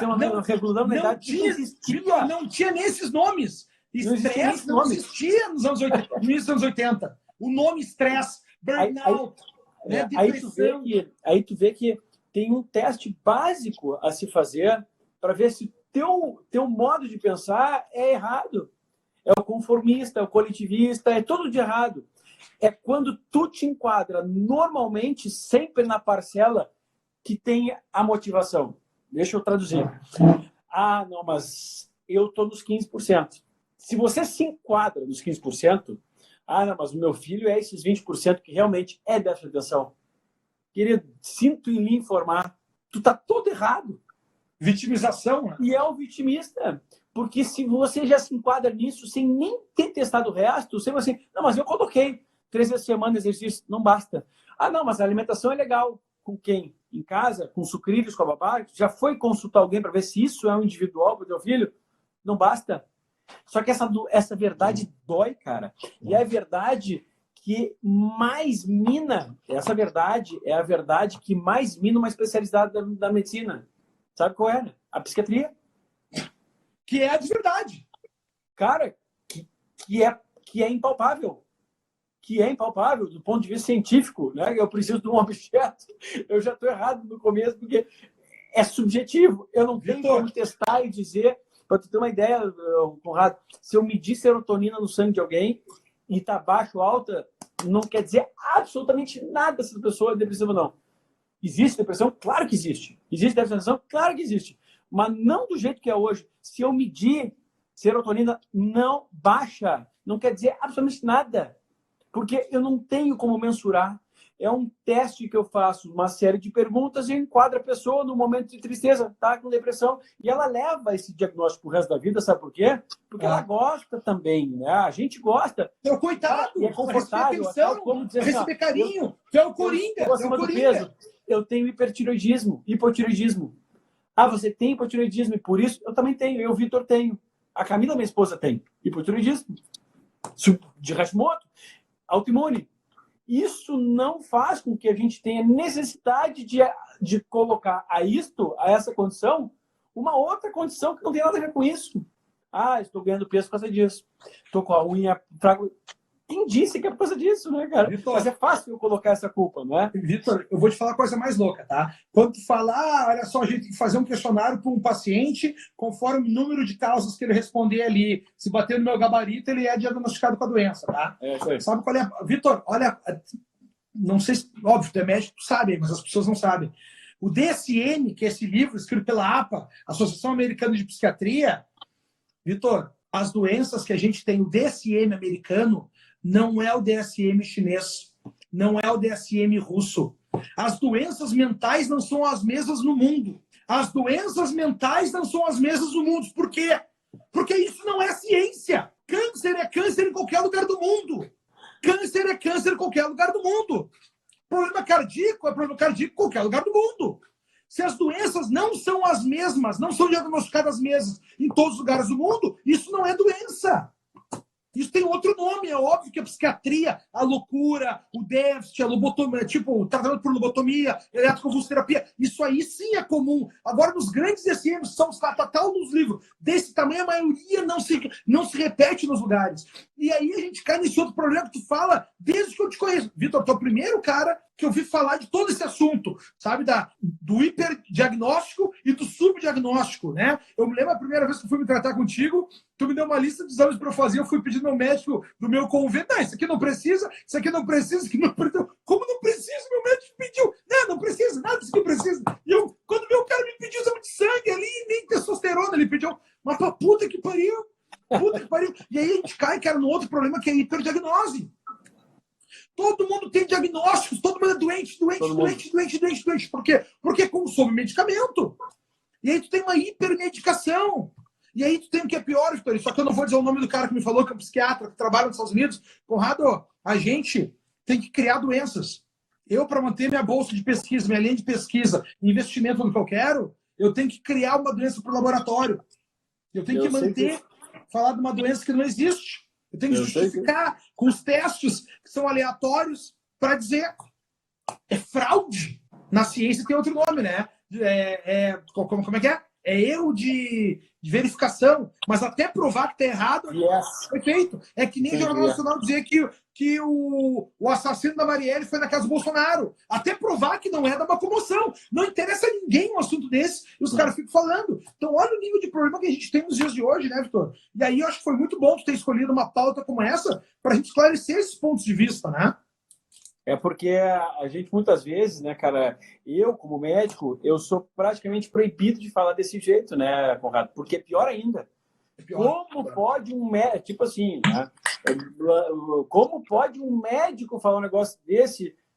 Pois eu não tenho direito de falar. Primeiro que eu não sou médico, eu sou uma pessoa antes de ser médico. E segundo que eu tenho direito de falar as verdades. Tu é responsável, porra. Cara, é responsável. Exatamente. Tu sabe que no meu Instagram aqui eu fiquei famoso por entregar pílulas vermelhas para as pessoas, que é aquela história do Matrix, né? Ou tu escolhe a pílula da romantização, da idealização, ou tu vê a pílula da verdade. É que quando tu vê a pílula da verdade e tu tem uma capacidade cognitiva para ver que é verdade, tu vai decidir melhor. Quando eu falei esse negócio de VSM para as pessoas, foi um choque, ninguém sabia, Vitor. E o que eu mais recebo não é casais que se separam, é casais agradecendo. por enxergar o valor sexual do outro. Deixa eu só explicar. VSM, que ele está falando, é o valor sexual de mercado. E com certeza teve ali gente que chorou e que foi embora. Claro.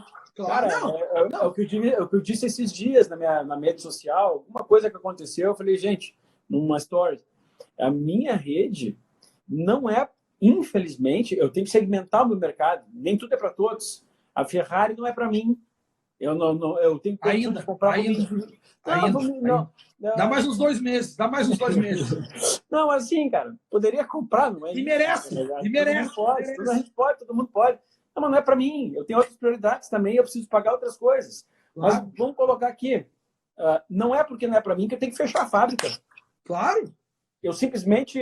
Não, mas eu não tenho direito, isso é uma agressão. Não, peraí, cara. A verdade é verdade. Ela vai existir para o cara que tem condição. E não interessa se esse cara herdou do pai um terreno, uma grana. Cara, é o direito deles. Ah, mas essa terra foi herdada do pai. Foda-se.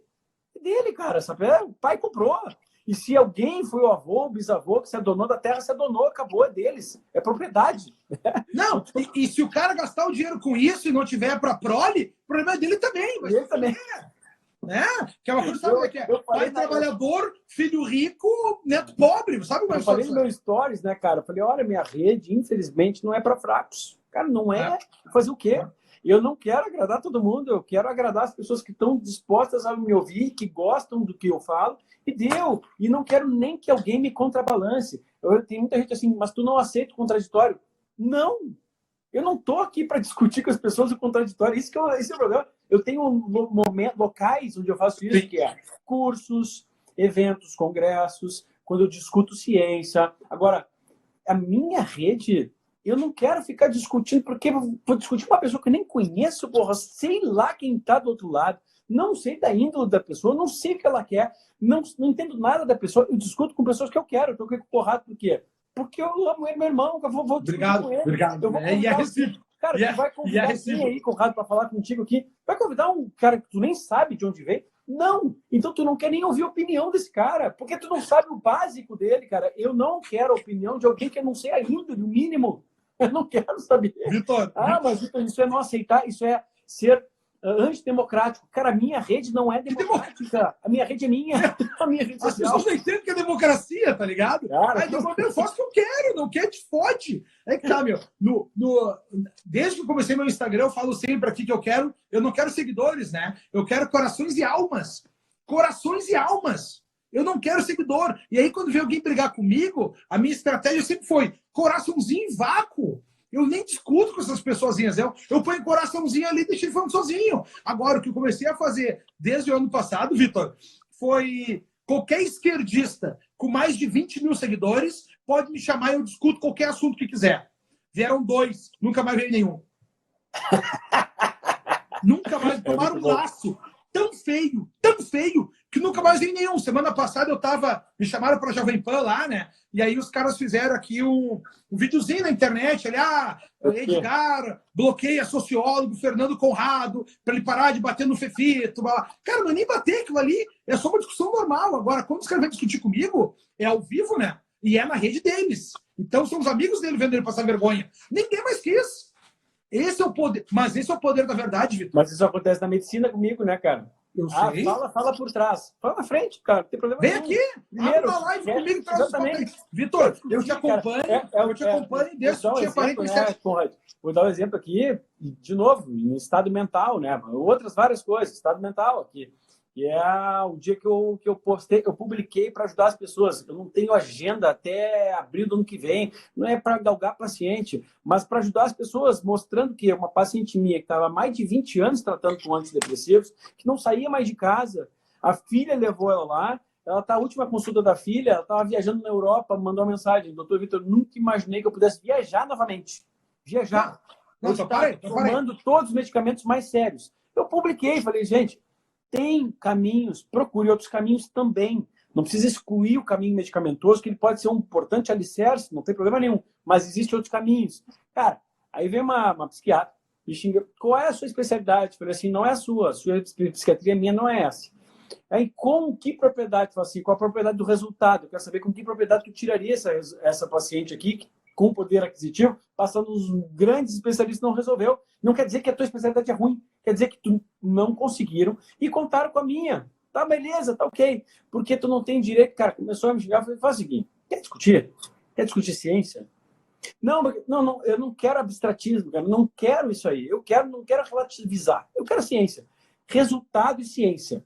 Tem resultado? Tem. E mandei uma meta-análise, que é uma meta-análise muito importante. Meta-análise, eu acho que tu sabes o que é, o público aqui não sabe, a maioria. Meta-análise é quando a gente reúne grandes estudos, que foram trials feitos, estudos clínicos randomizados, ou seja, onde a gente randomiza populações duplo cego, ou seja, uma dessa população toma um remédio, o outro toma um outro, que é um placebo, cruzados, randomizados, e esse resultado de um estudo, ele gera um resultado, ele gera uma conclusão de que tal medicamento funciona de fato, porque funciona mais que uma pílula de farinha. Veja bem, eu não preciso ser bom, eu preciso funcionar mais que uma pílula de farinha, cara. Olha o absurdo, para começo de conversa. Como é fácil de passar um remédio. Cara, mas mesmo dentro dessa facilidade, a última grande meta-análise mostrou que 21 antidepressivos testados, eles não foram eficazes. Teve um que foi relativamente eficaz.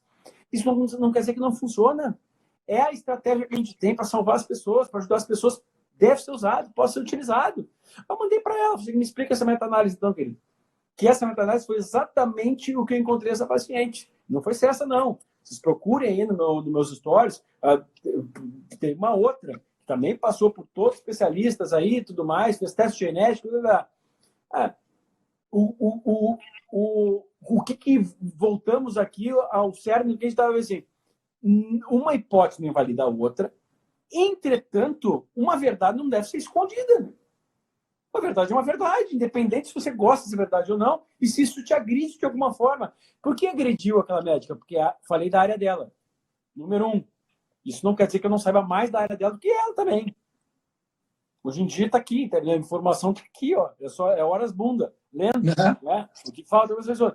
Então, segundo, agrediu porque eu resolvi um negócio e talvez eu tenha levado outras pessoas a acreditar que há um outro caminho que não só a especialidade dela, assim como há um caminho que não seja o Vitor também. Cara, isso agride a pessoa. Vitor, mas agride... Porque eu olhei no perfil da pessoa, me prestei a olhar, é uma pessoa sem sucesso profissional, sem sucesso financeiro também.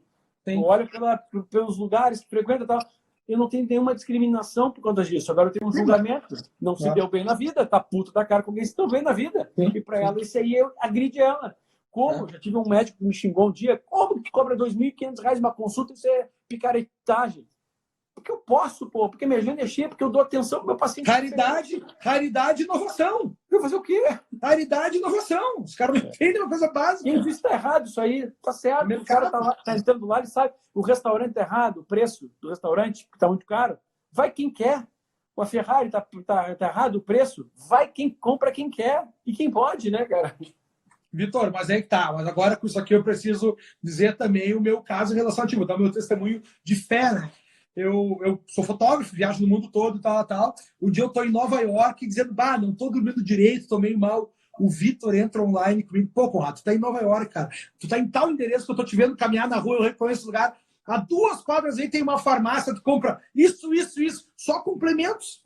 E aí tu me deu um monte de complemento. Eu comprei no outro dia. Cara, uma semana eu já tava no boost de novo. E daqui a pouco tu fez o quê? Começou a tirar os complementos. Só, Conrado. Agora você não precisa mais desse, nem desse, nem desse.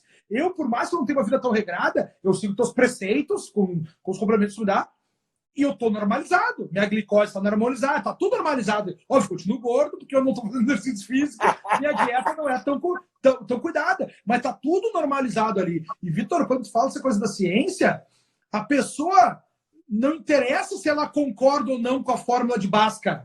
A fórmula de Bhaskara continua resolvendo os problemas. Tu entende? A pessoa não pode discutir essas coisas ridículas. O que eu mais recebi quando eu falei de VSM aqui para as pessoas é, Conrado, eu estou fazendo terapia há 8 anos, eu não entendia nada, eu entendi tudo, eu vou me dar eu entendi. Porque daí tu entende o teu valor. Porque Vitor, o que a gente mais quer aqui, eu acho algo, talvez pareça megalomaníaco nosso, mas talvez, quiçá não é isso porque a gente está aqui na Terra, né? O que eu quero, Vitor? Eu quero ter seres humanos mais responsáveis por si, que enfrentem a morte, né? que busquem conhecimento para que no final dos potes para criar inovação e realidade mais riqueza, que conheçam como é que são as relações intersexuais para escolher o melhor parceiro, para ter a melhor prole lá no futuro. E poder mudar o mundo. O que a gente quer, isso aqui, Vitor, parece loucura, mas é mudar o mundo. Claro. E a gente está mudando o mundo, Vitor. Que é a história do grão de areia, né, cara? Que é a história do... Tem uma foto que eu postei, que eu printei aqui, que é sensacional, cara. É um peixe ajudando outro peixe, vou ver se eu acho. E às vezes é aquela coisa, tu pode não mudar... puta, cadê essa foto? Tá nesse telefone que eu tô aqui. Tu pode não mudar a realidade do mundo, né, cara? Mas mudando a realidade de um, talvez esse um vá mudar a realidade do mundo. Vitor, e a coisa mais louca disso, sabe o que é? A coisa mais... Não, eu tava um dia desses aqui falando do Vanderlei Cordeiro de Lima, corredor maratonista, ganhou maratona de Atenas, tal, foi um padre que tirou ele. Te lembra que teve um grego que ajudou ele a tirar o padre e ele correr de novo? O grego foi tido como herói, porque ele fez o cara ganhar. É essa pessoa. E uma outra coisa que a gente não enxerga aqui também, Vitor, é como tem gente interessada em fazer isso também, e tendo coragem de se expor. Tem 1.346 pessoas online, 11 da noite de terça-feira, nos vendo ter um papo quase maluco desse que ninguém ouve. São pessoas que querem mudar também, Vitor. E o que a gente está fazendo aqui, Vitor, e aí que está um outro ponto, vou tomar liberdade de dizer aqui, eu sei que tu conta isso também no teu dia a dia, nós somos homens que mudamos de vida. Tua família é conhecida no estado, no Brasil e no mundo por serem cirurgiões plásticos. Tu abriu mão de uma carreira fácil, de ficar rico com aquilo ali, para ir para uma outra carreira. Nutrólogo.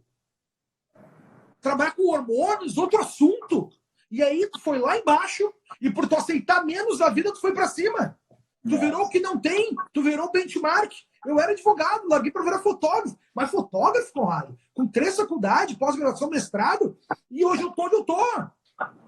Não, e a gente, Vitor, a gente vive no mundo. Agora eu estava em Stanford lá, eu estava no Vale do Silício fazendo um curso lá, passei umas horas em Stanford lá, nem estudei lá, mas tive cursos de professores lá. E a gente viu, cara, que nós estamos numa profissão que não existe no mundo ainda, Vitor. Não existia. Nós somos 2 caras falando no celular, dando conhecimento através do celular, conversando com o outro. Quando é que seria possível esse broadcasting ao vivo de 2 pensadores discutindo? Frente a frente, para chegar no conhecimento novo. Porque aqui tu está dando tua visão de mundo, estou dando a minha, nós vamos corroborar as duas e aprender coisa nova. Aquela parte que tu falou dos hormônios, por mais que eu entendesse, eu nunca tinha trazido para dentro da minha teoria antropológica, porque é social. Claro, né? claro, Não é da Naturwissenschaften, é da Kulturwissenschaften, é das ciências da cultura. Então, esse ponto que a gente traz um para o outro e de se encontrar enquanto ser humano, né? Para aí, eu queria dominar o mundo numa megalomania. Eu aceito menos do mundo, me dedico e com isso eu me torno melhor. Né? Essa é a antifragilidade. Tem um cara que é o Nassim Taleb, um escritor muito bom, que ele fala exatamente disso. Como a gente pode ser antifrágil e como o mundo precisa desse antifrágil. Esse livro deveria ser cabeceira para todo brasileiro, cara. Porque, cara, é um livro que diz que quando tu sofre uma ameaça, tu fica melhor. É por isso que se o cara vem discutir contigo, tu diz, vem comigo que eu abraço. É o que eu digo, quer discutir comigo? Abre ao vivo no teu campo, na tua bolha, e eu vou aí bater em ti.